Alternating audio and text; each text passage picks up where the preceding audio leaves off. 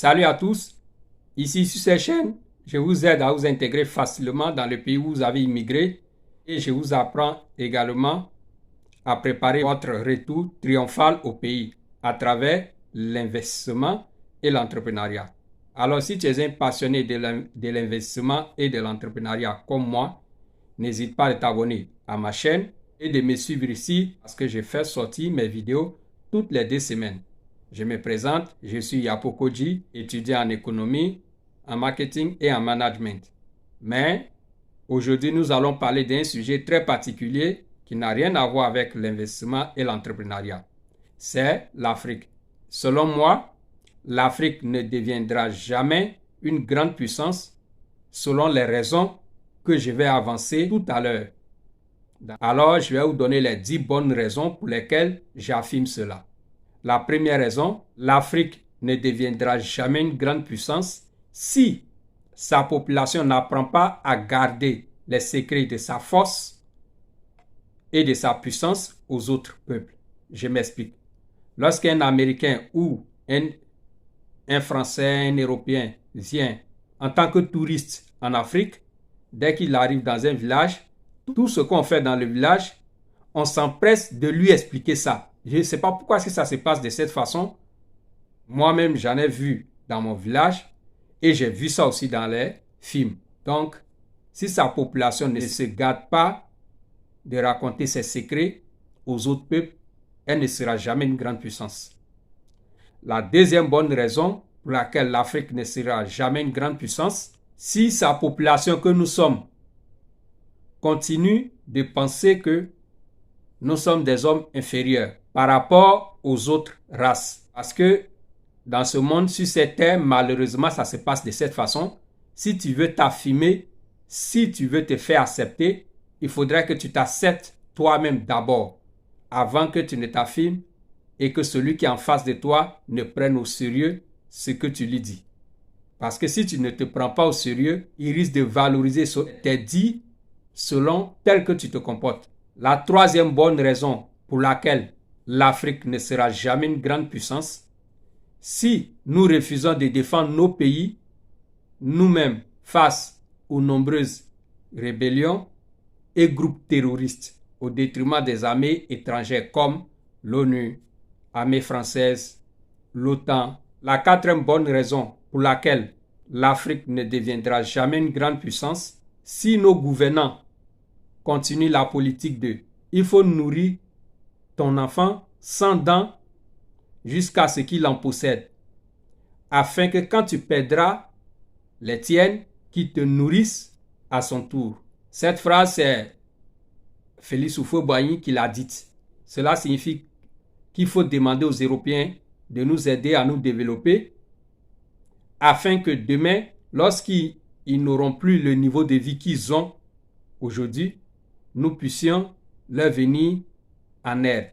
Et moi, je dis c'est une force politique. Parce que tu ne peux pas demander à celui qui te domine, qui vit grâce à toi, de t'aider à sortir du piège qui t'a tendu. Ou bien à sortir du trou dans lequel il t'a mis. Elle est très conscient qu'étant dans le trou, c'est en ce moment-là qu'il peut bien bénéficier de toi.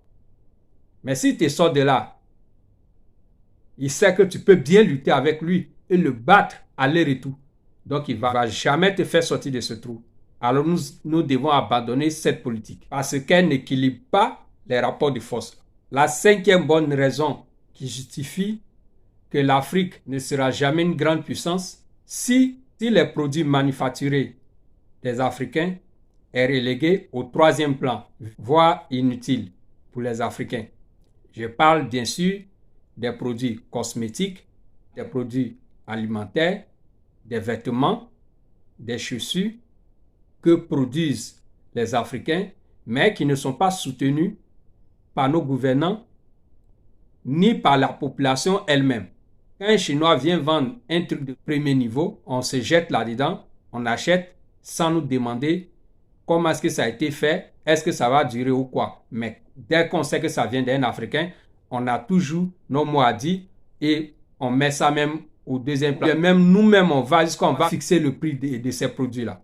Non, j'ai dit si l'Afrique doit devenir une grande puissance, cette mentalité, cette réaction doit disparaître de notre société africaine et de nos mentalités également. La sixième bonne raison pour laquelle l'Afrique ne sera jamais une grande puissance, si les génies africains, c'est-à-dire ceux qui sont nés avec un don créatif, et les étudiants, c'est-à-dire ceux comme nous qui avons étudié pour augmenter nos connaissances, sont envoyés à l'étranger pour poursuivre leurs études, sont abandonnés lorsqu'ils finissent leurs études. C'est-à-dire l'État ne leur fait pas appel pour qu'ils viennent servir leur nation. Ces cerveaux-là restent à l'étranger, sous prétexte que si nous leur faisons appel, ils vont venir nous arracher les postes ministériels. Ils vont venir lutter les bancs avec nous parce qu'eux, ils vont venir avec les grands diplômes ou bien ils risquent d'être très lucides. Donc, on ne peut pas les intégrer, on ne peut pas leur faire appel. Si l'Afrique continue toujours dans cette mentalité, elle ne sera jamais une grande puissance. La septième bonne raison, l'Afrique ne sera jamais une grande puissance si elle ne met pas en avant ses propres intérêts économiques, politiques et stratégiques. C'est-à-dire quand il y a une réunion, on voit que la plupart des gouvernants africains défendent les intérêts de d'autres pays, soit les maîtres coloniaux ou bien de d'autres grandes puissances. Ils défendent leurs intérêts au lieu de défendre eux-mêmes leurs propres intérêts. Ils ne le font pas. Ils mettent en avant les intérêts des autres. Comment est-ce que nous allons nous développer ou bien devenir une grande puissance avec un tel comportement? La huitième bonne raison, l'Afrique ne sera jamais une grande puissance si elle n'inclut pas dans son développement, dans son plan de développement, ses propres enfants.